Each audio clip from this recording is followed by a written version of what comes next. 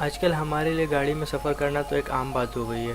हम में से बहुत से लोगों के पास गाड़ी और मोटरसाइकिल्स हैं, लेकिन हमें ये नहीं पता कि इसके चलने के पीछे साइंस क्या है और ये किस तरह से चलती हैं।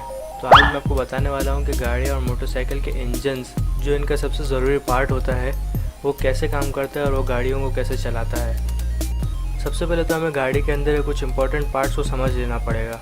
सबसे पहले आता है शाफ्ट, जिससे जुड़े होते हैं तकरीबन 4 से 5 पिस्टन्स, और उसके अलावा होते हैं वेल्व, और एक सॉकेट भी होता है जो धमाका करता है, और इन सब चीज़ों को कंट्रोल कर रही होती है एक टाइमिंग बेल्ट। तो हमारे पास दो तरह के वेल्व होते हैं। एक वो होता है जो पेट्रोल या डीजल को अंदर आने देता है, और एक वो वेल्व होता है जो कार्बन डाइऑक्साइड होता है उसको बाहर जाने देता है। तो सबसे पहले हमारा जो वेल्व 1 है, जिससे पेट्रोल या डीजल अंदर आता है, उसे हम खोलते हैं और उससे पेट्रोल या डीजल अंदर आ जाता है, और फिर सॉकेट की वजह से उसके अंदर धमाका होता है, जिससे वो पेट्रोल या डीजल है वो कार्बन डाइऑक्साइड गैस में ट्रांसफ़र हो जाता है। तो धमाका होने की वजह से जो पिस्टन है वो नीचे चला जाता है, और उसकी वजह से जो क्रेन शाफ्ट है वो घूमना शुरू हो जाती है। इसकी वजह से हमारी गाड़ी आगे चलती है, और जैसे ही वो कार्बन डाइऑक्साइड में तब्दील हो जाती है तो वेल्व 2 खुलता है, जिससे हमारा कार्बन डाइऑक्साइड गैस बाहर चला जाता है। उसकी वजह से वैक्यूम प्रोड्यूस होता है और वो पिस्टन वापस ऊपर आ जाता है।